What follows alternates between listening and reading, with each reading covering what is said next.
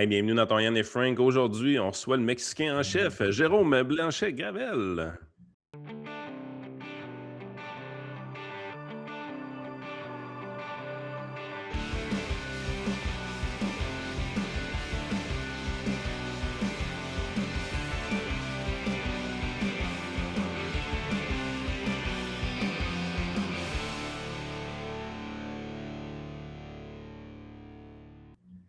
Yes, merci Jérôme d'être là, en direct du Mexique à l'extérieur cette fois-ci quand même, j'espère que tu es pas dans un coin trop dangereux là, Il y a un indice ouais, de smog élevé, probablement? ouais, Est-ce c'est que les ça. feux de foyer sont interdits présentement au Ouais, c'est Mexique? ça, la qualité de l'air. Mettons que Bruno Marchand était là, s'il y aurait peut-être un malaise, quelque chose là. Ben, l'affaire, c'est que des lois, il y en a quelques-unes, évidemment, mais les gens ne les suivent pas beaucoup. Ici, une pratique populaire, c'est consiste à brûler ses poubelles, ce qui est vraiment pas top au niveau de la qualité de l'air. Hier, on a eu une bonne draft d'un voisin qui a décidé effectivement de faire un feu de poubelle vers 11 heures du soir. Euh, donc, je vous dirais, ben, c'est sûr que il vaut mieux fermer ses fenêtres à ce moment-là, ben, surtout bon, si votre enfant dort, puis bon, ça reste un mini Ouais. smog qui se pointe chez vous. Mais on est tolérant. Écoutez, c'est un autre monde. Ici, ce qui était populaire aussi, c'est les pétards, les couettes, c'est-à-dire à tout moment de la journée, quelqu'un peut lancer des feux d'artifice du haut de sa terrasse pour Hey! fêter un énième saint. Il y en a beaucoup de saints, vous comprenez?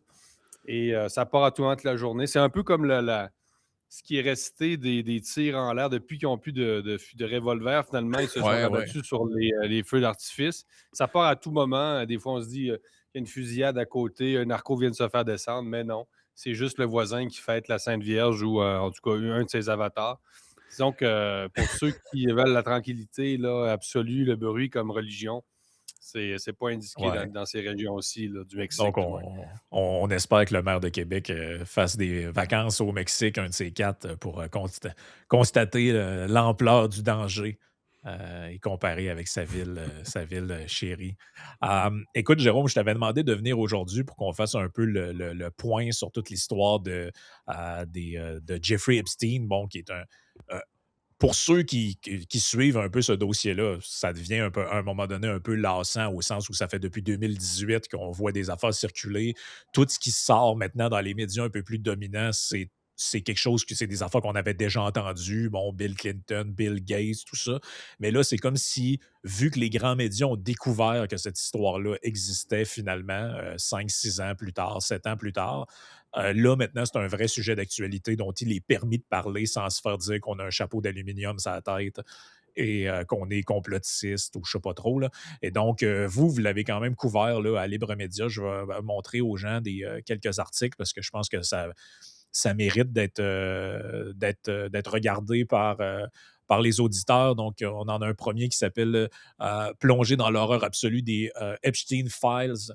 Donc, un article quand même de fond là, sur plusieurs trucs concernant les courriels, entre autres. Parce que c'est beaucoup ça. Hein, c'est Oui, ben, des le millions de gouvernement pages. américain a rendu possible avec un moteur de recherche. On peut s'amuser là-dedans à fouiller, taper des noms. Vous pouvez fouiller les noms que vous pensez puis voir s'il y a eu des rapports.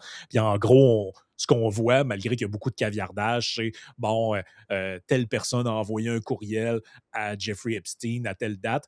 Et ça commence à faire des ravages un peu partout, là, notamment en Angleterre, où il y a le numéro 2 de Starmer qui a carrément démissionné, en fait, là, sur fond de Ouais, scandale, parce que son nom, M. Mandelson, parce que son nom était mentionné partout, finalement, là-dedans. Donc, de ton côté, comment tu vois un peu ce scandale-là qui en finit plus de finir avec les dossiers les fameux Epstein Files? ouais, ben, il y a plusieurs éléments, j'en ai relevé plusieurs là, pour aujourd'hui. D'abord, les grands médias ont commencé à s'intéresser à l'affaire quand ils ont compris que ça pouvait incriminer Trump, hein. C'est là, en fait, Exact. qu'ils se sont mis à en parler, quand on a vu que Donald Trump était là-dedans lui aussi. Donc les grands médias ont commencé à en parler de manière assez tardive. Donc il y a plusieurs éléments. D'abord, on est vraiment effectivement devant l'horreur absolue. Premier élément, ben, forcément, on s'en doutait, si on parle vraiment évidemment de crimes sexuels de grande ampleur, de trafic humain, même potentiellement de cannibalisme. Donc, on est, oui, devant très, très clairement un réseau de trafic sexuel avec des gens, effectivement, qui sont finalement des esclaves, là, c'est-à-dire de tous les âges possibles. Donc, un réseau transnational de trafic humain qui lie des gens de très, très, très haut placés, là. Donc, ça, c'est sûr. Écoutez, vous pouvez justement C'est consulter partout, nos là. articles. Je fais C'est ça. défiler à l'écran pour ceux qui sont en audio des différents articles qui ont été publiés partout. Et là, ça touche tout le monde, là. Même l'ex-femme de Bill Gates qui parle de l'histoire avec Epstein et qui dit c'était des temps très douloureux dans notre mariage. Painful time and Ben, my Gates qui marriage. aurait contracté une maladie transmissible sexuellement, ce qu'on comprend aussi, avec des prostituées russes ou en fait même des esclaves sexuels russes. Ça, c'est sorti aussi. Écoutez, quand c'est rendu que le Journal de Montréal parle de Pédo Island, ben là, je pense que tout le monde a compris qu'il y avait du vrai là-dedans. Donc, pour les très tardifs, un réveil très tardif. L'autre chose qui m'a frappé, moi, beaucoup, c'est la concentration du pouvoir. C'est-à-dire, on a toujours su dans l'histoire, il y a toujours eu une élite, une aristocratie. Les gens se sont toujours mariés entre eux, évidemment. Tu sais, vous comprenez, la royauté en Europe, c'est-à-dire les nobles de Pologne qui se marient avec les nobles de France, peu importe, on peut multiplier les exemples. Donc, tu sais, cette élite transnationale précoce qu'on retrouvait dans la royauté, bon, c'est une chose, c'est-à-dire des gens qui se connaissent, finalement, un petit réseau.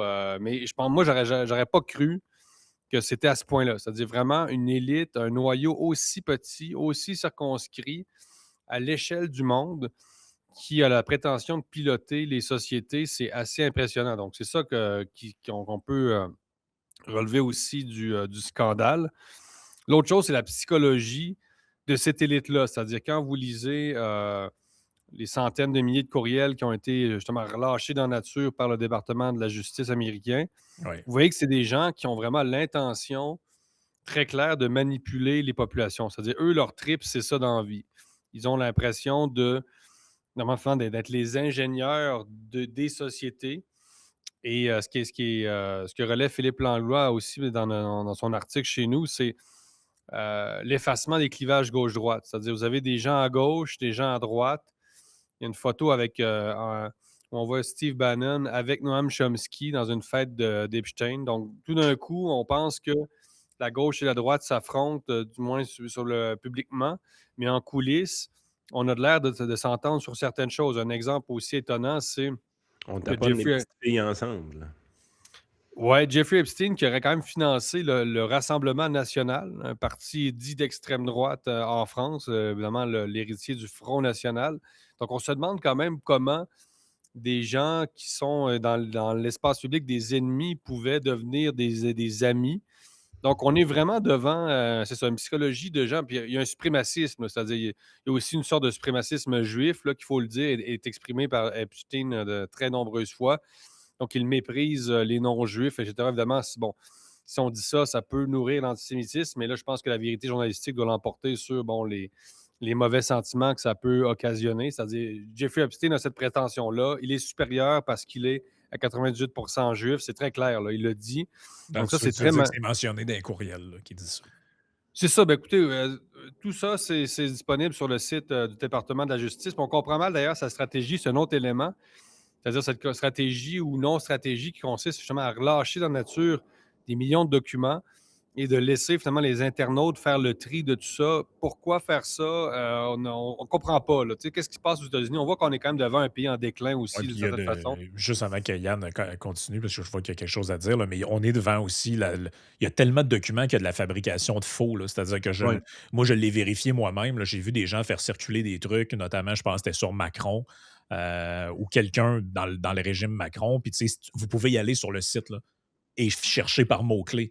Et j'ai cherché avec les noms qui étaient mentionnés dans la première capture d'écran que j'ai vue, et il y avait 2 seules entrées, puis il n'y en avait aucune qui correspondait à ce document-là. Donc là, il y a des gens, parce qu'il y a tellement de documents, il y a tellement de papiers, il y a tellement d'affaires, qu'il y a des gens maintenant qui peuvent facilement s'amuser à fabriquer des faux, faire circuler ça. Un moment donné, la Sûrement, machine oui. est partie, là. Donc, Ouais, puis tu sais, je veux dire, les enquêtes par contrôle F, à un moment donné, on va se laquer d'une coche, là. C'est pas parce que quelqu'un est nommé là-dedans qu'il a fait de quoi de grave. Puis, tu sais, je veux dire, le meilleur exemple ou l'exemple le plus populaire qu'on pouvait voir, c'était Elon Musk. Elon Musk, son nom revient. Mais Elon Musk, c'est pas touché une petite fille, là. Tu sais, quand tu regardes justement, les Le fois pape qu'il est nommé. aussi, Jean-Paul II, C'est il y en a ça. plusieurs. Quand Elon Musk est cité dans ces affaires-là, c'est principalement pour rire d'Epstein puis dire d'y sacrer patience qu'il n'a pas le temps avec ses niaiseries. Parce que Epstein, c'est ça. Tu sais, à un moment donné, on est là, OK, il y a un grand réseau de gens qui se connaissent, tout ça, mais il ne faut pas oublier que Epstein lui-même était à la recherche, tu sais, c'est un headhunter, il était à la recherche de tous les gens les plus connus, les plus en grosse position de pouvoir partout sur la planète. C'est lui qui sollicitait les gens. Puis les gens daignaient lui répondre parce qu'ils savaient qu'il y avait plusieurs grandes personnes, entre guillemets. On dit élite, là, mais je veux dire, la journée que tu les vois avec des filles de 14 ans, j'ai de la misère à dire que ces gens-là, c'est de l'élite. Ouais. Juste que Euh, ce que tu disais tantôt, c'est dans l'article de CNN en passant, là, la phrase sur Bill Gates, là, c'est pas Jérôme qui a inventé ça. Là. On dit la nouvelle série de documents relatifs à Jeffrey Epstein, récemment déclassifiés, jette une nouvelle ombre sur les liens entre le milliardaire Bill Gates et le délinquant sexuel condamné, révélant une série d'allégations choquantes et non vérifiées, ainsi qu'une coordination philanthropique entre les deux hommes plus détaillée que ce qu'on le pensait. Les éléments les plus explosifs de ces révélations concernent 2 brouillons de courriels qu'Epstein semble avoir écrits lui-même en juillet 2013.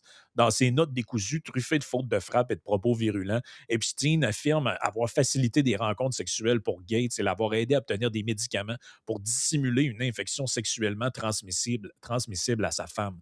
Ça, c'est sûr. Moi, on dirait que j'hallucine. Je me dis, ça, c'est Là, sur c'est quand c'est CNN. Là. AFP qui dit ça ou Ouais, c'est les ça. agences de presse les plus en fait, c'est même les agences de presse qu'on pourrait soupçonner d'être contrôlées en partie par ce réseau-là, qui font état de ça. Donc là, on est vraiment devant du blindé. Nous, en passant, tout ce qu'on a dit à Libre Média, ça a été vraiment là, recherché dans la banque de données officielle. Donc, on a 2 articles principaux donc, qui ont été vraiment faits. Là, on est resté sobre, en fait. C'est ça un peu qui est malheureux dans le sens où, Parce que c'est-à-dire, le point que je faisais, c'était vraiment que ça tire partout, autrement dit. oui, Parce que oui, ben, c'est une les mise au affaires. point qu'il faut faire, c'est-à-dire, C'est ça. Parce que tu as des affaires profondément dégueulasses. C'est ce qui est le plus troublant, en fait, des Epstein Files. Là. Il y a des photos que tu ne veux pas voir pantoute, mais tu les vois. Puis, tu as des affaires aussi que des gens se servent à inventer des histoires, comme Frank disait. Puis, il y a des gens qui sont cités là-dedans, mais qui n'ont rien fait de mal. Fait que, tu sais, à un moment donné, tu es là, tu te dis, faut que ce soit utilisé avec beaucoup, beaucoup, beaucoup de discernement, ces files-là. Puis de relâcher ça comme ça, direct sur un site, tu te rends compte qu'il y a des gens qui n'ont aucune intention de l'utiliser avec discernement. Ils essayent de faire planter leurs adversaires politiques ou idéologiques aussi avec ça. Fait que sérieusement, depuis que ça a été réalisé, c'est le putain de bordel quand on y pense. Hein. Ouais, puis ça ben oui, mais ramène, c'est pour ça que je te dis, ça ramène les rumeurs aussi ou les suspicions que les gens avaient par rapport à la mort du bonhomme en question. Là. Tu sais, quand on voit ça Ouais. arriver au grand jour, le voilà, Elvis mouvement. Presley, Tu sais, non, mais c'est au sens où maintenant les gens, ben, tu sais, au départ, les gens ne croyaient pas à l'histoire que le gars s'est suicidé dans sa cellule. Tout le monde disait, ouais, je pense qu'on l'a suicidé plus qu'autre chose. Là.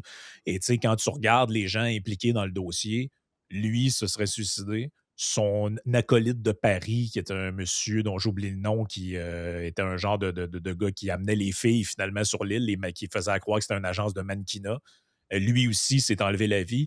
Une des victimes qui a parlé, les premières, notamment dans l'histoire du Prince Andrew, c'est elle aussi enlevée. Tu sais, c'est comme par hasard, tout le monde disparaît là, dans cette histoire-là. Et là, celle qui a les réponses, un peu la clé de tout ça, c'est ce que Fox News relevait hier dans un article que j'ai vu passer. C'est la maquerelle en chef, finalement, c'est Ghislaine Maxwell, qui, elle, dit qu'elle est prête à témoigner devant le Congrès, mais qu'elle demande à avoir l'immunité puis qui a dit que, elle, les informations qu'elle détient, c'est que ni Trump ni Clinton, donc ni Bill Clinton et ni Donald Trump, sont coupables de quoi que ce soit là-dedans, mais que pour donner les informations qu'elle a données, elle demande. Son avocat demande une certaine forme d'immunité ou de. Ah, mais l'immunité n'est pas pour 20 ans en prison à la base. Hein? Ouais, mais j'imagine qu'ils sont en train de se négocier quelque chose. Autrement dit, si elle fait tomber des gens puis donne des garanties que des gens n'ont rien à se reprocher là-dedans, moi, je pense qu'elle peut sortir de prison plus vite qu'on pense. Là. OK, ouais. C'est de même, ça en tout marche cas, dans le milieu. Là, je veux pas, on ne se le cachera pas. Là. c'est sûr qu'il y a des gens qui instrumentalisent l'affaire, puis c'est sûr, la confiance est brisée, là. Elle était déjà brisée entre l'élite, entre guillemets, puis le public. Et là, vraiment, c'est consommé, là. Donc, c'est Ah sûr oui. que ça a des répercussions énormes sur le plan de la confiance. C'est ce qu'on appelle la crise de la représentation, confiance dans les élus, dans les médias. Un autre personnage ambivalent, c'est Trump. Tu as parlé de Musk, qui, lui, effectivement, serait pas mal innocent. Trump, c'est ambivalent. C'est-à-dire, d'un côté, il a été ami longtemps, mais de l'autre, une fois, il apparaît parce que, justement, Epstein se méfie de son ascension au pouvoir. Et là, Trump est nommé non pas parce qu'il est impliqué dans les crimes sexuels, mais parce que, justement, c'est quelqu'un Ouais. qui appartient au cercle du pouvoir. Donc, c'est sûr que Puis à base, les deux sont à New York. Il ne faut pas oublier, tu sais, la fin du réseau d'Epstein puis le début, ça ne doit pas être pareil. Tu sais, le gars, à base, c'est un conseiller financier new-yorkais. Là, tu sais, je veux dire, le réseau s'est pas créé du jour au lendemain. Puis ça n'a pas toujours été Pedo Island non plus. Là, tu sais, ça a commencé la quelque question du part. compromis. C'est-à-dire, pour qui il travaille, ce gars-là, ça reste, écoutez, on est devant vraiment un mystère encore entier, là. Mhm. C'est-à-dire, évidemment, ça a circulé beaucoup, puis c'est vrai qu'il y a des sources sérieuses, là. Bon, agent du Mossad, je sais que ça fait cliché, mais c'est sûr qu'il y a quand même pas mal de documents aussi qui montrent que potentiellement, il pourrait être un agent du Mossad. La piste d'agent russe a circulé. Premier ministre polonais, bon, les Polonais n'aiment pas les Russes, donc à quel point c'est crédible. Mais c'est sûr que le compromat, c'est-à-dire en russe, c'est-à-dire, on a beaucoup dit ça, là, l'hypothèse selon laquelle il s'agissait d'impliquer des gens dans des crimes sexuels pour finalement après les faire chanter. Ça, Ah, c'est les une thèse blackmailer, qui ouais, c'est ça. circule depuis longtemps. C'est la Donc, fameuse tactique du honey trap qu'on appelle. Là. Et c'est c'est ça, pour ou ça que en juste. français, le piège de miel, le nid de miel, hein, je pense en Ouais. français. Là. Ouais. Mais c'est pour ça que les plus brillants, comme probablement Elon Musk, ont jugé bien de laisser des traces comme quoi qu'ils se détachaient de ça dans des emails. Parce que, tu sais, le bout qui est surréaliste dans tout ça, c'est que des gens se pensent tellement intouchables qu'ils laissent dans des courriels des traces de ce genre-là. Ouais, la petite cochonne. Tu sais, je veux dire, Hmm. quelqu'un de normal comprend. Ben, en fait, quelqu'un qui fait partie de la société ordinaire comprend que tu ne laisses pas de traces de ce type de comportement-là ou de ce genre de choses-là. Il faut vraiment que tu appartiennes à une caste que tu, et que tu penses intouchable pour faire ce genre de truc-là. Tu sais, dans un des articles, vous parliez de la liste des gens qui sont impliqués là-dedans, qui est incroyable. Tu sais, comment un gars comme Bill Gates ou le Dalai Lama ou Silvio Berlusconi ou je ne sais pas qui peut penser que c'est normal de laisser dans un courriel des informations qui sont autant entachantes pour ta réputation, même si c'est pas criminel. Là, tu Puis sais. moi, juste compléter, de voir que des gens puissants comme ça ont répondu à quelqu'un qui écrivait, somme toute, comme un attardé mental, ça m'épate.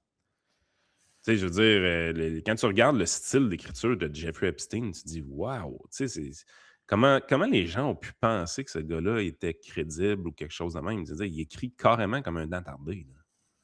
Là. Ouais, c'est vrai. Quand tu regardes Oui, les ça, c'est courriels, c'est pas chic. décourageant, effectivement.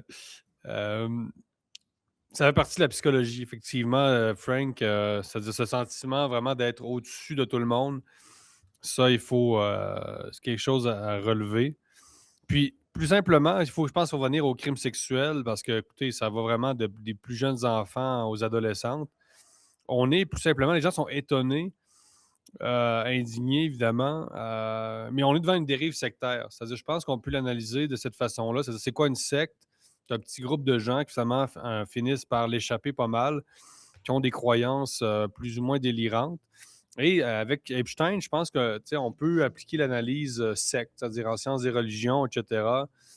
On est devant des gens qui avaient des croyances occultes là, et qui se sont crus investis d'une genre de mission néo-religieuse. Donc ça fait vraiment partie de ce qui ne sont pas tout le monde, évidemment. Il faut vraiment, on peut le redire. D'un côté, les gens qui sont nommés parce qu'ils sont des puissants, qui sont des cibles finalement de ce réseau-là, donc ils sont nommés malgré eux dans ces documents-là. Mais d'un autre côté, quand même des gens vraiment d'un réseau, euh, bon, que certains appelleront satanique, là, mais moi j'appellerais sectaire, où on a recours à des pratiques sexuelles pour se croire vraiment au-dessus du commun des mortels, etc. Donc, un peu dans le style, écoutez, on est dans l'espèce de néopaganisme complètement débridé. On est dans le Da Vinci Code carrément, là, dans les dossiers Epstein. C'est le Da Vinci Code très, très saucé pour parler comme certains animateurs de radio. Ouais. Donc, sacrifice humain potentiellement. Écoutez, c'est quand même apparu et c'est très troublant. Mais en même temps, moi, vous savez, j'ai une maîtrise en sciences et religions. C'est pas quelque chose qui m'étonne dans le sens où j'ai l'impression qu'on est quand même un peu dans la résurgence d'une mentalité primitive à travers une élite qui l'a vraiment comme. Vraiment qui est en psychose aussi d'une certaine façon. Là. C'est-à-dire pour penser que pour affirmer sa supériorité, passe par enfin, le viol d'enfants. C'est sûr, c'est des gens qui sont quasiment en psychose, là, vous comprenez? C'est grave, c'est des cas psychiatriques, dans le fond, là. Ben, c'est amusant que c'est des cas psychiatriques. Puis ce qui est le plus troublant là-dedans, c'est comme dans le cas de ce qui se passe au Royaume-Uni, c'est un vrai. Tu sais, quand je vous dis que ça éclate de partout, c'est ça. Là. Il y a un Ouais, puis article en de. France, Jack Lang, hein? Ouais, puis lui, Jack en Lang. plus, Jack Lang, il y avait déjà des Il est rumeurs sur déjà lui. impliqué. C'est ça, qui est depuis très longtemps, notamment suite aux déclarations de Roger Hollande dans le temps et Ce qu'ils autres. Là. appellent en France des scandales de mœurs, je pense, ou des. Il y a un terme en France, puis les Français aiment bien les orgies, etc. Donc, je sais Des pas beaux si je mots pour devrais dire dire des ça. hosties de côté, pareil. Ben, puis tu sais, en France, je veux dire, rappelez-vous l'histoire Strauss-Kahn aussi, là, tu sais, il y a eu des affaires vraiment pas chic, là, où le gars, DSK, oui, oui. c'est le gars où s'est pris les pieds dans sa bite, finalement, là. Et, tu sais, il y avait des gens qui venaient sur les médias français pour le défendre, là. Il y avait un gars qui disait, il avait dit, je me souviens plus si c'est Jean-François Kahn ou en tout cas quelqu'un qui était dit, il avait dit, c'est juste un troussage de bonne. Tu sais, les Français, ils ont des normes, des fois, par rapport à ça, qui sont. Tu sais, on parle quand même d'un pays qui a eu des intellectuels qui se sont ralliés pour signer des pétitions pour légaliser la pédophilie, là, tu sais, dans les années 70. Là. Il y a une part d'ombre incroyable dans ça où, tu sais, Oui. tu sais, quand je dis qu'ils se sentent comme protégés, puis au-dessus de ça, moi, je fais le parallèle un peu dans tout ça, un peu avec l'histoire du fameux laptop de Hunter Biden. Ça aussi, si les images ont été rendues publiques, les photos, tout ça. Tu sais, dans le fond, il faut vraiment que tu te penses intouchable et tout puissant pour dire ben moi me filme nu, je me prends en photo nu dans une baignoire avec une pipe à crack, avec une femme, tu sais qu'on sait pas trop si elle est majeure ou tout ça. Je bourre mon téléphone puis mon ordinateur de ces photos-là. Puis, tu sais, j'ai comme pas conscience qu'un jour ça pourrait sortir et devenir public. Il faut vraiment que tu sois dans les hautes sphères de pouvoir, en Je vais le faire l'occurrence. réparer puis je change rien. C'est les deux. C'est-à-dire ce sentiment d'immunité totale, puis ce manque de jugement aussi, qui, comme dit Frank, Yann, c'est-à-dire, d'un côté, élite, mais des gens qui ne savent pas écrire, qui n'ont pas tout à fait de jugement non plus.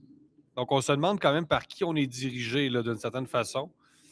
Donc, Ah, c'est relativement décevant, je te dirais. Moi, je pense qu'on a utilisé le terme élite pour nos élus pendant beaucoup trop longtemps. Ils sont beaucoup moins élites qu'on pense. Ah, puis tu sais, les photos que ces gens-là ont accepté de prendre avec lui, les courriels qu'ils ont échangés, c'est tout simplement incroyable. Là. Moi, tu sais, je veux dire, il faut vraiment que tu sois certain, comme on dit, d'être au-dessus de tout ça. Tu sais, tu parlais de Jack Lang, là, dans l'histoire, dans dans l'article, dans un des articles, on voit une photo des deux à Paris, bon, ils sont ensemble.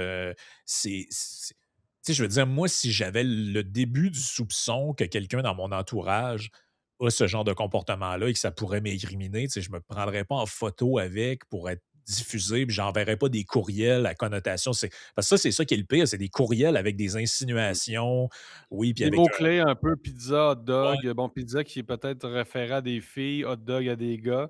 Il y a le fameux jerky aussi très louche, apparemment. Ah, Le c'est jerky qui dégueulasse. serait de Tu sais, la tu le viande. voyais un peu avec Puff Daddy, c'est la même chose. Tu sais, Ouais, l'élite ben, ouais, hollywoodienne ne voulait pas manquer les parties de Puff Daddy, mais on se doutait qu'il y oui, avait ça, des c'est à affaires louches relier. aussi. Là, tu sais. C'est comme, on dirait qu'il y a une curiosité malsaine chez certains, puis on veut faire partie du cercle privé, puis on dirait que ces rituels-là, pour faire partie du cercle privé, tu dis, OK, ça doit être normal vu que. Mais on dirait que tout le monde laisse son jugement au vestiaire dans ces situations-là. Tu sais, à un moment Ils sont donné, je veux dire. incriminés aussi. Ils s'incriminent. Une fois que tu as participé une fois, tu es coupable. Donc, tu es comme tenu. Ça fonctionne comme ça aussi, là. Ah C'est-à-dire, oui, ta oui. culpabilité protège le groupe, etc. Probablement que le premier party que tu es allé, tu étais pas d'accord avec ce que tu voyais, mais tu l'avais vu, puis tu pas les couilles pour dénoncer, fait que tu es aussi coupable qu'eux autres, fait qu'ils te tiennent un peu comme ça. En fait, c'est un classique, là. La façon d'amener quelqu'un dans un cercle criminel, c'est toujours de lui faire commettre un petit crime puis d'être one of us, là, tu sais. Ah, maintenant que tu le sais, tu peux plus en parler à personne, tu sais. Parce que toi aussi, tu as les mains sales, même si tu n'étais pas très consentant au début. ah, puis combien de gens ont profité de ce système-là pour gravir les échelons puis avant Aussi. d'obtenir des contacts, tout ça, tu sais, ça fait un peu, en fait, ça fait beaucoup penser au scandale qu'il y a eu, puis que c'est un peu ça qui avait décollé MeToo il y a quelques années Harvey Weinstein. avec Harvey Weinstein dans le cinéma, que le gars, tu sais, il exigeait des faveurs sexuelles de des actrices, tout ça, ouais, mais combien de gens ont utilisé ce système d'ascension-là sociale pour pouvoir décrocher des rôles, pour pouvoir. Tu sais, c'est comme si là, tout d'un coup, le scandale éclate, tout le monde trouve ça épouvantable, mais pendant 20 ans, 10 ans, tout le monde s'accommodait bien de ce truc-là. Et tu sais, Et Gilbert Rozon dans une moindre mesure au Québec, là. Ouais, Gilbert La Rozon, il y a culture de l'omerta, évidemment, l'omerta, culture du silence. Et autre dimension, c'est les répercussions sur l'image de l'Occident international. Honnêtement, ouais. ça va vraiment nous nuire. Tu sais, comment est reçu ce scandale-là? Puis ils feront pas toutes les nuances parce qu'on le sait qu'il y a un phénomène de distorsion. Quand une nouvelle sort d'un pays ou d'une région pour être traitée dans une autre civilisation, toujours évidemment une sorte de jeu de téléphone arabe, là. Donc, on passe pour des vrais décadents, des gens comment dégénérés là, en Chine, en Iran. Bon, on s'en fout de ce qu'ils pensent finalement le régime de Téhéran. Il n'est Mais pas ça moins sert leur dégénéré. propagande.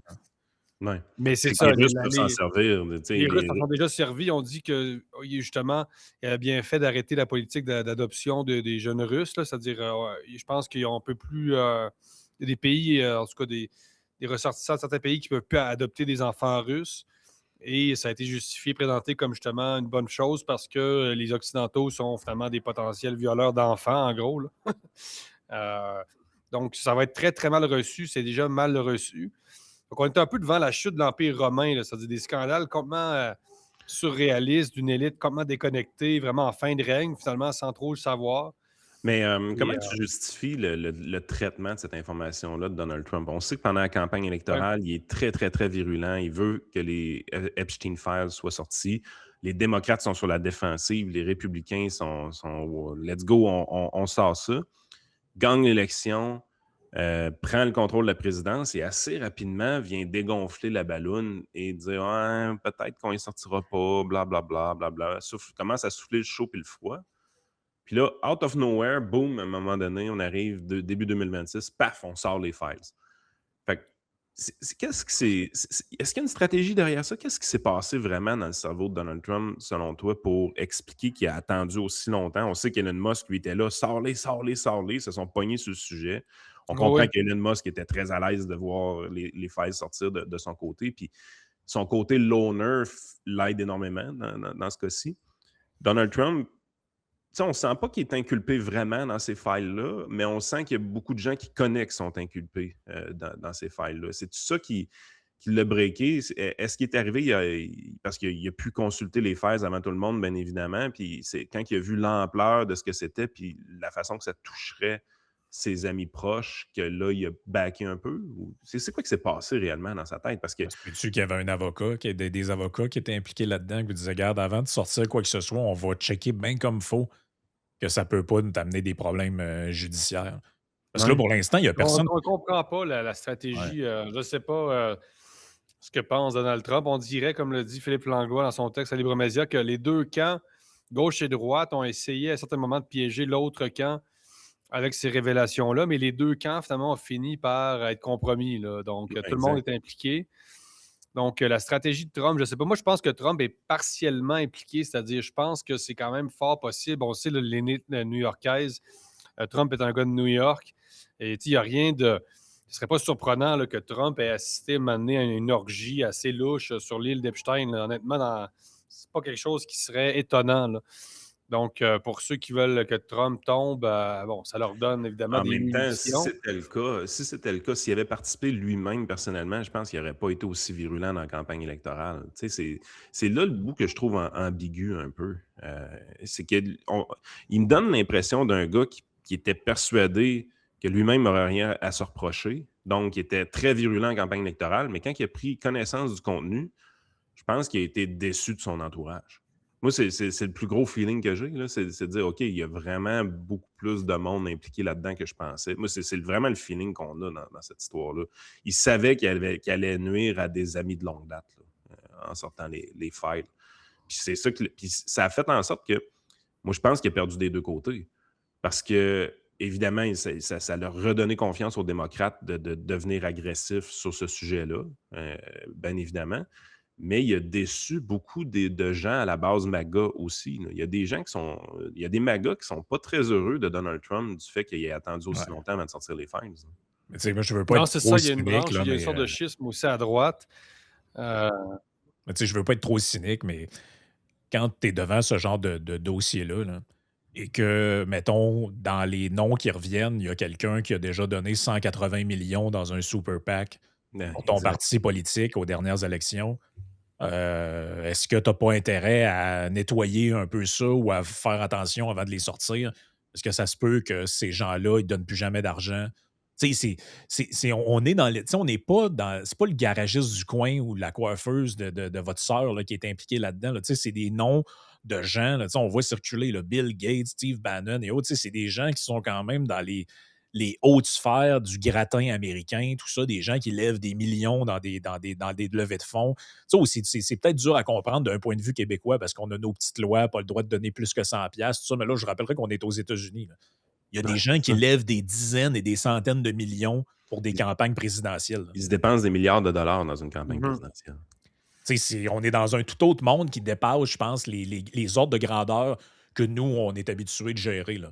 Au Québec, un truc de même arriverait, puis on se dirait, mais qu'est-ce qu'on en fout de que tel nom sorte? De toute façon, tu n'as pas le droit de donner plus que 100 ou 1000 dans tel contexte. Mais là, complètement un autre univers, un autre monde. Là. Je me souviens plus comment on disait qu'Elon Musk avait dépensé dans la dernière campagne électorale, mais c'est des dizaines de millions juste dans l'État, je pense, de la Pennsylvanie pour, pour des événements. Là. On est dans ces ordres de grandeur-là. Donc, il y a des, il y a des fortunes qui sont impliquées là-dedans. Là. C'est là Mhm. qu'on est. D'une certaine façon, les États-Unis pourraient ne jamais se remettre entièrement, tant qu'à moi, de ce genre de scandale-là qui pourrait provoquer normalement une révolution. Là. C'est-à-dire, vous avez quand même des gens, il faut y revenir, là, des gens qui ont vraiment l'intention très claire de manipuler les masses, qui jouent vraiment comme un jeu vidéo, eux autres. Tu sais, c'est soit les courriels, c'est genre, ben, demain matin, on pourrait. Tu sais, il y a un courriel, je pense, sur la Troisième Guerre mondiale où il y a une opportunité d'investissement sur peut-être une Troisième Guerre mondiale. Tu sais, écoutez, c'est du délire absolu. Là. Je veux dire, les gens vont travailler le matin pendant que des gens prennent des pina coladas avec des filles et des garçons mineurs sur une île qui, eux, projettent d'investir dans une pandémie, par exemple. Quand même, ça a été discuté, des pandémies, ou du moins des scénarios de pandémie. Donc, tout ça est vrai. Il faut le dire, les complotistes ont commis plusieurs erreurs. Mais sur ça, ils ont un instinct assez incroyable. Rappelez-vous de Sound of Freedom, le fameux film. Mm. Le Devoir dit que c'est un film complotiste, etc. Donc, le film où on présente finalement un réseau de trafic sexuel en Amérique latine là, qui arrive, les enfants finissent sur une sorte d'île qui Ouais. rappellerait celle d'Epstein. On disait que Sound of Freedom, c'était un film de complotiste, alors que ils mettaient juste en scène le trafic humain qu'on documente, qui est très clair au Mexique. Bon, c'est des thèmes qu'on peut traiter de manière journalistique. C'est assez simple dans le sens où il y a de l'information, évidemment, il y a des zones d'ombre. Mais quand même, comment ces gens-là, complotistes, quand même, ont eu cet instinct-là pour dire qu'il y a une élite quand même qui verse carrément dans la pédocriminalité. Honnêtement, c'est quand même assez fort. Sur le plan de l'instinct, parce que c'est pas des gens, tu sais, nécessairement sans être autant qu'il y avait, je ne sais pas, des études. C'est des internautes qui, à un moment donné, ont eu cette espèce d'intuition-là. Puis crime, c'était quand même en partie vrai. C'est assez incroyable. Non, Mais justement, est-ce que tu penses qu'il va y avoir. Parce que je pense que ce qui nuit encore plus au climat, ben, je ne sais plus comment l'expression que tu as pris tantôt, là, mais la confiance, la confiance est déjà à zéro des gens, puis de plus en plus le sentiment anti-élite, puis tout ça est de plus en plus Oui. fort. Les élites sont corrompues, sont décadentes, sont dégénérées. Mais je pense que ce qui va frapper le plus fort là-dedans, c'est que, bon, oui, pour l'instant, quelles sont les répercussions de ça? Bon, il y a un gars en Angleterre qui a démissionné de son poste parce qu'il est mentionné là-dedans. Il y a des gens qui se sont enlevés la vie, dit-on. Il y en a des répercussions. Puis il y a Ghislaine Maxwell derrière les barreaux parce que c'est la seule qui a été condamnée en bonne et due forme pour être impliquée dans ce truc. Ben, elle a été condamnée pour trafic humain. Avec le truc existe, elle a toujours bien été condamnée et est en prison. Mais pour l'instant, je pense que la vaste majorité des gens savent que, mettons que les Clinton étaient réellement impliqués là-dedans, puis qu'ils ont été sur l'île, puis ont fait. Je pense que les gens savent que de leur vivant, ils ne verront pas Hillary Clinton puis Bill Clinton avec un bracelet électronique, des Non, c'est ça. menottes, puis envoyés en prison. Les Ben, gens, on ça, dirait, c'est la surprise qu'on a, Frank, c'est quand tu regardes l'ampleur, la grosseur de tout ça, les répercussions présentement, c'est tranquille. c'est très tranquille. Là. C'est Pour l'instant. tranquille sur le plan judiciaire et tout ça. Là, Oui, oui, effectivement. Encore là, c'est difficile à mesurer, justement, la crise de la représentation, rupture avec tu sais, ils ont perdu le contrôle du narratif complètement, là. Je veux dire, Ouais, je sais, mais l'élite, ce que je veux dire, c'est que, tu sais, moi, je m'attendrais de voir un mais peu sur le plan plus de judiciaire, menottes, c'est là. clair. Moi, je Plan judiciaire. m'attendrais de voir plus de menottes que ça présentement, là. Je veux dire, Ah ah. puis, tu sais, même si tu arrives, tu te dis: «OK, ouais, mais ils viennent juste d'être réalisés, les FAIS». Ouais, mais je veux dire, c'était toujours bien le Department of Justice qu'ils avaient, là. Tu sais, je veux dire, eux autres, ça fait longtemps qu'ils auraient pu émettre les mandats, ça fait tu sais, je veux dire, on est allé kidnapper le président au Venezuela, assis sur des charges un peu loufoques, Oui, mais oui. apparemment, tout le monde qui est dans les Epstein Files, là, on peut pas les arrêter. Là, tu te dis: «Attends un peu, là». Tu sais, il y a des trucs qui puent là-dedans, puis pas à peu Non, près, là. effectivement, ben, les Et gens, le réclament. dans l'article du New York Times qui parle de Bill Gates, on dit: «Monsieur Gates et sa fondation, dotés de 51 milliards de dollars, se sont engagés en faveur du bien-être des jeunes filles». Donc c'était un des engagements de la fondation Gates, le bien-être des jeunes filles dans le monde. Au moment de leur rencontre entre Gates et Epstein, ce dernier avait déjà purgé une peine de prison pour incitation à la prostitution d'une mineure et était inscrit au registre des délinquants sexuels. C'est dans quel dans c'est comme dans quel monde ça peut exister, ça? Je reviens à mon point de tout à l'heure, et je radote, là, mais il faut vraiment que tu sois dans un contexte où tu penses que tu es intouchable, qu'il n'y aura jamais rien qui va coller sur Et toi. donc, C'est ça, mais y a-tu un bracelet en métal, Gates? ouais, puis honnêtement, ils ont eu raison jusqu'au moment où le gars a fini par se faire choper, par la justice, puis que sa bonne femme a avoué plein de trucs. Parce que pendant aller jusqu'à quoi? 2017-2018, tout ça était complètement caché du public, là. Qui a trahi Epstein aussi? Ouais, c'est ça. C'est une bonne question. Epstein a été trahi, là, d'une certaine façon, pour, pour qu'il soit incriminé, hein. C'est-à-dire quelqu'un a voulu le faire tomber, il était protégé, donc comment ça s'est passé aussi, le processus qui a mené à son arrestation?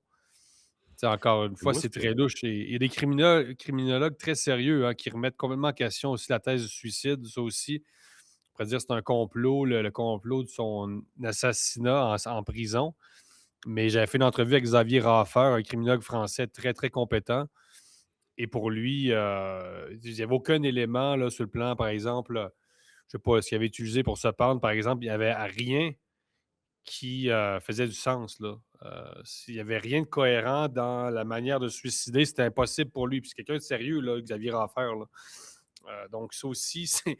Écoutez, on a vraiment. On commence à peine à faire la lumière très partiellement sur cette affaire-là. On ne saura jamais toute la vérité. Ça, c'est sûr que non. parce que, tu sais, on est dans un monde où est-ce qu'on a des policières qui jouent le rôle de fausses prostituées pour arrêter des clients dans plein d'États dans le monde. Ouais. Mais ça, c'est des kidams. Fait que ça fonctionne tout le temps, ça. Tu L'opération Scorpion, tu sais, une fausse Ouais. prostituée qui est en réalité une policière qui arrête des clients. Ça, on est capable d'arriver à ça. Mais à quelque part, tu as des files qui sont disponibles au Department of Justice qui montrent des gens avec des prostituées mineures et ces gens-là n'ont pas de menottes au poignet. Tu sais, c'est à quoi vous pensez? Tu sais, à un moment donné, c'est vous autres qui contrôliez les documents. Vous pouviez coordonner des arrestations en même temps que la diffusion de ces documents-là. Comment ça qu'il n'y en a pas d'arrestation? C'est bien louche. Non, Ça non, marche pas, écoutez, là. le système de justice, sa crédibilité, je veux dire, les répercussions sont à long terme. C'est un tsunami souterrain. Et non, j'y reviens encore, mais c'est quand même important. La rupture du public avec l'establishment, écoutez, c'est consommé, là. Ça C'est va se là que Trump l'échappe beaucoup. Je veux dire, Trump, qui a été très virulent avec la Epstein File, il aurait dû. Tu sais, puis le gars a le sens du spectacle en plus, là. Je veux dire, on a eu le sens du spectacle avec ICE au début des déportations, mais on n'a aucun sens du spectacle avec les Epstein Files. Là, t'es là, tu dis, ça marche pas, Donald, là. Tu sais, le gars aime se présenter en super-héros pour les Amériques, pour les États-Unis. Puis présentement, il joue pas son rôle pantoute, là. On n'a pas affaire à Super Donald, là. Il est tranquille pas mal sur ce dossier-là, là. Ouais. Mais le problème, c'est que tout ce dossier-là est devenu éminemment politique, comme le disait Jérôme au début. Moi aussi, je l'avais remarqué. En fait, ce sujet-là a commencé à intéresser les médias progressistes, médias de gauche, parce qu'ils ont vu qu'il y avait une poignée pour essayer de faire tomber Trump là-dedans. Et là, il y a des nouveaux noms qui circulent de gens qu'ils n'aiment pas, qui sont devenus persona non grata. C'est un peu ce que le journal, le magazine Reason aux États-Unis disait que le dossier Epstein avait un potentiel de se transformer en chasse aux sorcières, notamment avec le fait que des gens comme, mettons, J.K. Rowling, la célèbre auteure de Harry Potter, étaient mentionnés quelque part là-dedans. Et là, bon, ben, des gens qui sont déjà après elle parce qu'elle n'aime pas les gens trans, pis ce genre de trucs-là, Ouais, ben on là, accuse de transphobie, là. ben, c'est ça. Donc là, on l'utilise. Ouais, c'est ça. Elle aime pas les gens non-binaires. Puis en plus, elle est sur la liste des. Tu sais, il y a un haut potentiel à ce que ce soit politiquement instrumentalisé de part et d'autre. Parce qu'à un moment donné, c'est pas parce que ton nom est mentionné dans 3 millions de documents que tu as été sur l'île puis tu as fait du spirit cooking, là. On comprend, là. C'est pas. Il y a évidemment des gens là-dedans qui sont mentionnés qui clairement devraient finir avec des menottes pieds-poings dans une prison. Mais il y a tellement de gens impliqués là-dedans que c'est clair qu'il y a des gens qui ne sont que des connaissances puis des gens mentionnés. C'est comme quand la police elle faisait des enquêtes sur les motards au Québec. C'est pas tout le monde qui était mentionné dans un document qui a fini derrière les barreaux, qui était accusé, là. Parce que Exact. tu Le as plan là-dedans. national aussi.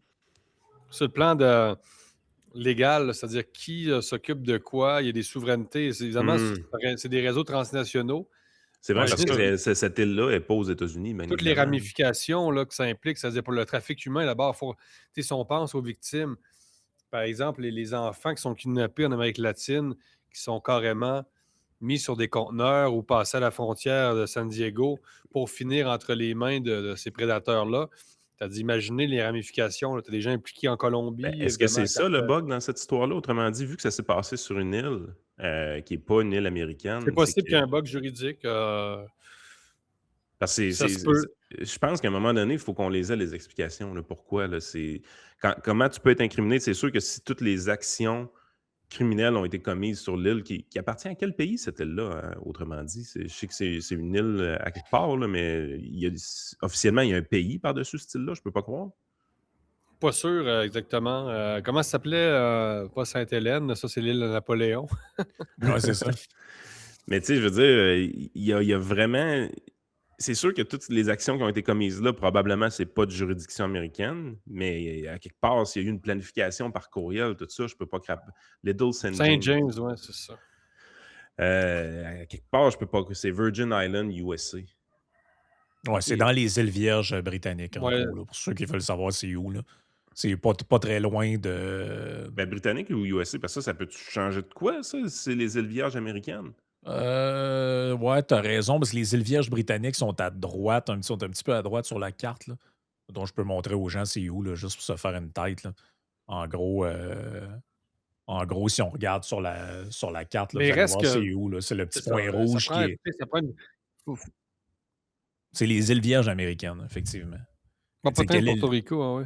mais quel est le statut de ça? Puis, tu sais, je lisais, entre autres, qu'il y a beaucoup de gens qui sont appelés à témoigner devant le Congrès et qui invoquent ce qu'on appelle le cinquième amendement, là. Pas trop rentrer dans les détails, mais en gros, le cinquième amendement, c'est le droit de ne pas témoigner contre soi-même Hmm. dans un procès. Donc, dans le fond, c'est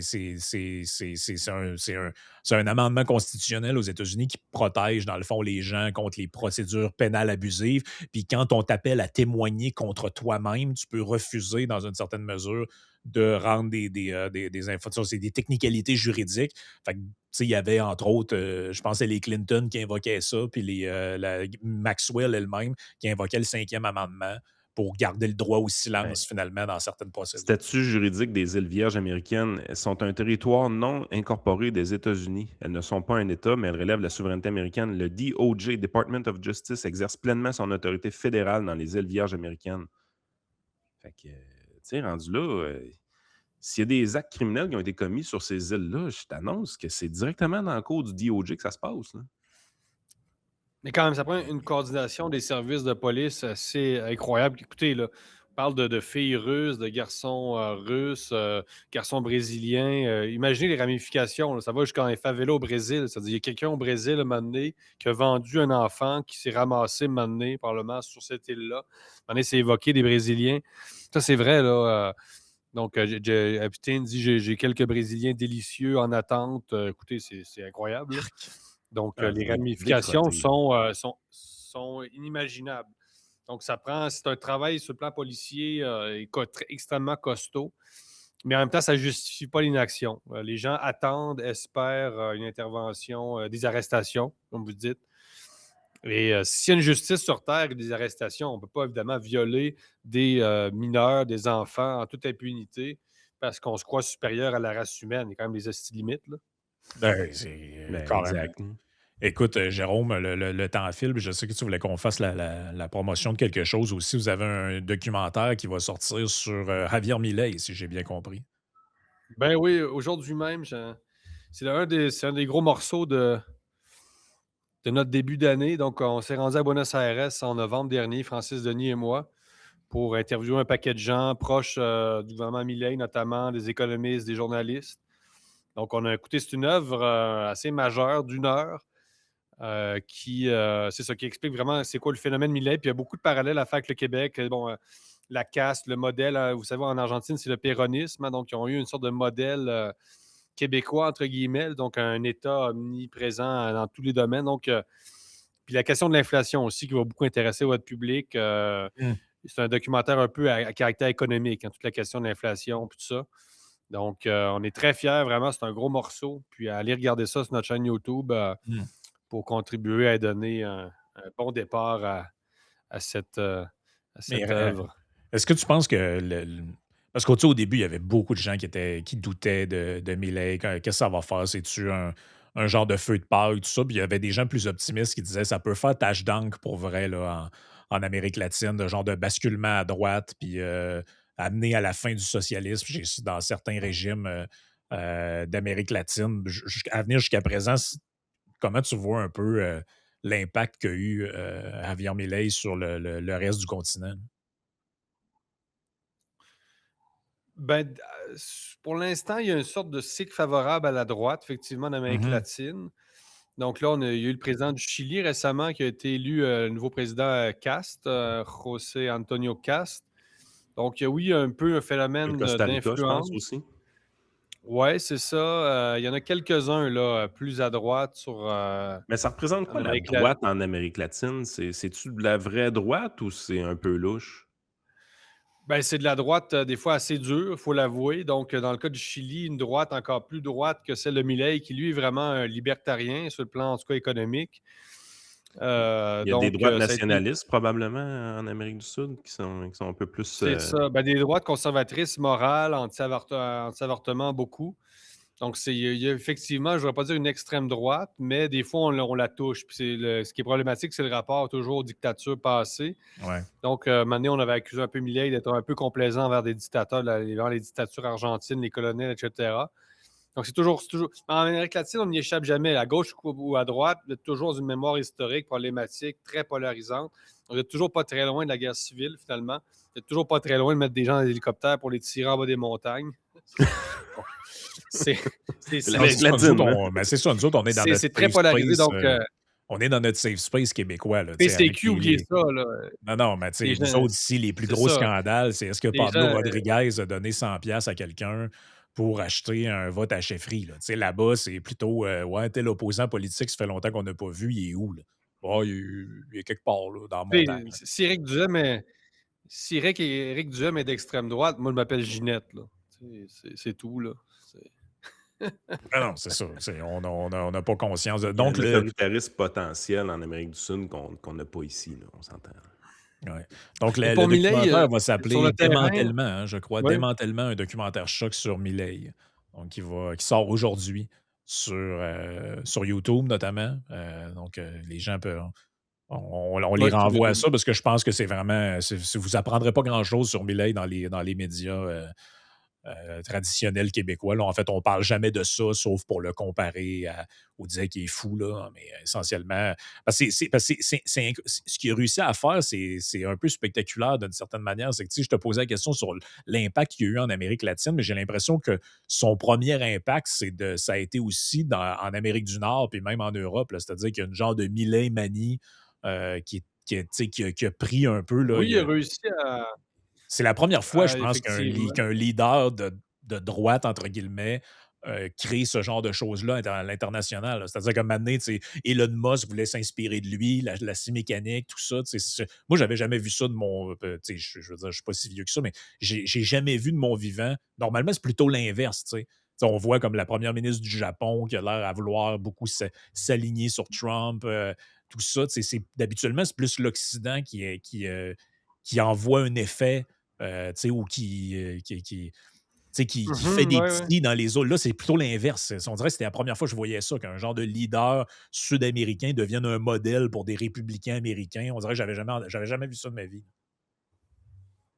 Surtout que le gars s'exprime pas en anglais, donc ça, c'est spécial. Là, il y a des traductions là, qui apparaissent sur X, là, Milei in English, tout ça. Mais effectivement, il a réussi à créer un engouement pour le libéralisme économique, hein, tout simplement, notamment en France, où on commence à l'observer pas mal.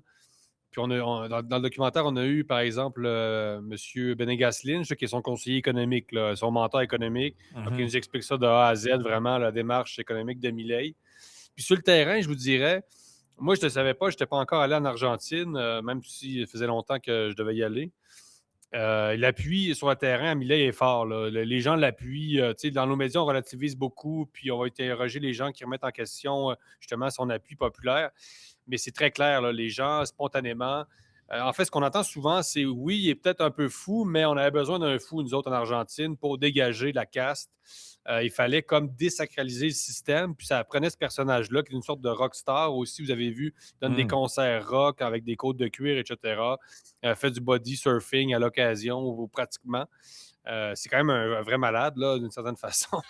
C'est vraiment la droite punk. Et non, sur le terrain, les gens l'appuient et le documentaire, bon, ça valait le punch, finit un peu sur une note d'espoir, c'est-à-dire l'Argentine actuellement est sur le bon chemin pour un rétablissement, là, pour recréer la croissance économique, etc. Puis les gens le sentent, les gens repartent en vacances, par exemple, sur les côtes, ça a été déserté, les Argentins peuvent recommencer à se payer des vacances, puis tout ça. Il y a vraiment un vent d'espoir là-bas, là, en Argentine. Peut-être en terminant un mot sur la dernière fois qu'on s'était parlé, on avait parlé de ce qui était arrivé avec le kidnapping nocturne de Maduro, tout ça. Euh, on dirait que c'est comme un sujet. On a une mémoire un peu à géométrie unidimensionnelle là, dans le monde des médias. C'est comme si le sujet du Venezuela était un peu disparu.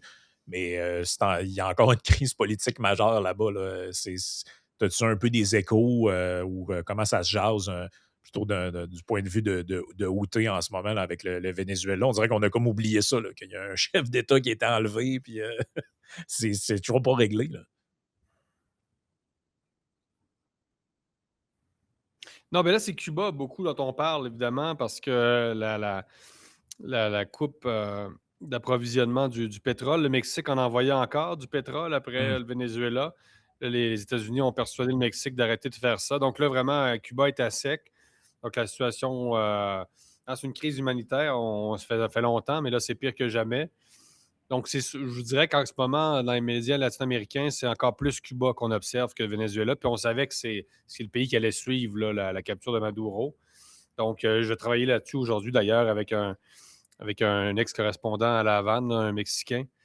Donc, je me mets là-dessus directement. Et non, je ne serai pas à la plage aujourd'hui à me pogner le cul avec deux trois Corona, comme certains l'imaginent. C'est pas exactement comme ça que ça se passe.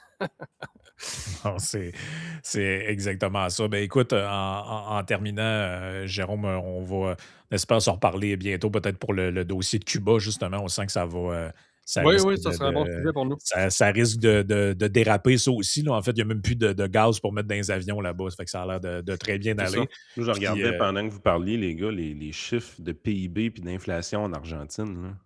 Ceux qui disent que Milei, ça marche pas, vous savez pas lire des graphiques. Là. non, non, il y a C'est clairement hallucinant. Là. la thérapie de choc fonctionne. Puis même, comme nous disait Gelozo, Ça pose à dire. ce qui est surprenant, en fait, avec l'Argentine, c'est que la transition n'a pas été plus rough que ça. Parce que même les économistes libérales, tu sais, textbook disaient ça va être bon sur le long terme, mais à court terme, ça se peut que ce soit vraiment difficile. Puis finalement, c'était moins difficile que ce qu'on pensait. Là. Le choc a été moins grand. que ce qu'on aurait pu anticiper. Écoute, en terminant, je veux remercier des petits commanditaires qui nous permettent de faire l'émission d'aujourd'hui, la gang de CGNX Solutions, les services informatiques. Contactez-les avec le petit code au bas. Ils vont pouvoir vous aider si vous avez une entreprise, vous avez besoin de services informatiques. Nos amis de Range Brand pour les plus beaux vêtements country au Canada. Utilisez votre code promo YEN10 pour avoir votre 10% de rabais. Ready for Canada pour les besoins. Ça, c'est quand vous avez de la paperasse à remplir, autant pour les entrepreneurs que pour les particuliers dans le domaine de l'immigration. On le sait, c'est compliqué. Le gouvernement a changé beaucoup les normes récemment. Donc, ça, c'est un service qui peut aider les gens qui ne sont pas sûrs de leur papier. Et TLF Dessin pour le dessin industriel, les plans 3D. Si vous cherchez un emploi, d'ailleurs, ils sont toujours à la recherche de personnel. Donc, si vous êtes dans le domaine du dessin industriel. Jérôme, merci d'avoir été là. C'était bien le fun. Puis je te laisse le mot de la fin. Si tu veux inviter les gens à surveiller quelque chose de votre côté, il y a le documentaire sur Milei, mais on rappelle le Libre Média, votre site web, le Libre Podcast également. Si tu as autre chose à publiciser. Ben, le gros morceau, comme je disais, c'est vraiment le documentaire sur Milei. Allez regarder ça absolument. Sinon, continuez à suivre notamment tout ce qu'on fait sur justement Venezuela, Cuba. Cuba a beaucoup de choses à venir. Puis après moi, le fruit est mûr. Donc, pour ceux qui veulent vraiment savoir, avoir des analyses vraiment géopolitiques au-delà des médias traditionnels, il faut venir chez nous. Ça vaut la peine. On a eu beaucoup d'abonnés d'ailleurs depuis la capture de Maduro. Là. On a eu une vague d'abonnements de gens qui D'ailleurs, Jérôme, s'intéressent à ça de manière sérieuse. Ouais. Question pour nos abonnés Patreon qui ont vu tantôt en début de show. C'est exclusif Patreon, évidemment. Si vous n'êtes pas abonné, vous ne savez pas de quoi je parle, mais c'est pas grave, c'est un genre de tease. Est-ce que tu te considères plus comme un média indépendant ou alternatif? Ouais, ça, c'est le label des grands médias. On est dans les nuances. Ouais, mais nuance importante selon Radio-Canada. Oui, c'est ça, selon Radio. Hein, ouais, c'est parce que selon Radio-Canada, dans une émission, il n'y a pas de médias indépendants de droite qui disent. Non, ça n'existe pas. Il n'y a que des médias alternatifs de droite. Mais tu des étiquettes, il y a des gens qui ont commencé à dire que je suis un influenceur, ça m'amuse beaucoup. Et boy! Évidemment, c'est pour m'enlever mon titre de journaliste, vous comprenez? Ouais. Mais ta conjointe aurait plus d'avenir comme influenceur que toi. Elle est définitivement plus belle que toi. Hey, merde, je vais essayer de travailler mon look. Exact, oui, c'est ça. Exact. Merci, Jérôme, d'avoir été là. On s'en reparle très bientôt. À bientôt, les boys. Salut, bye.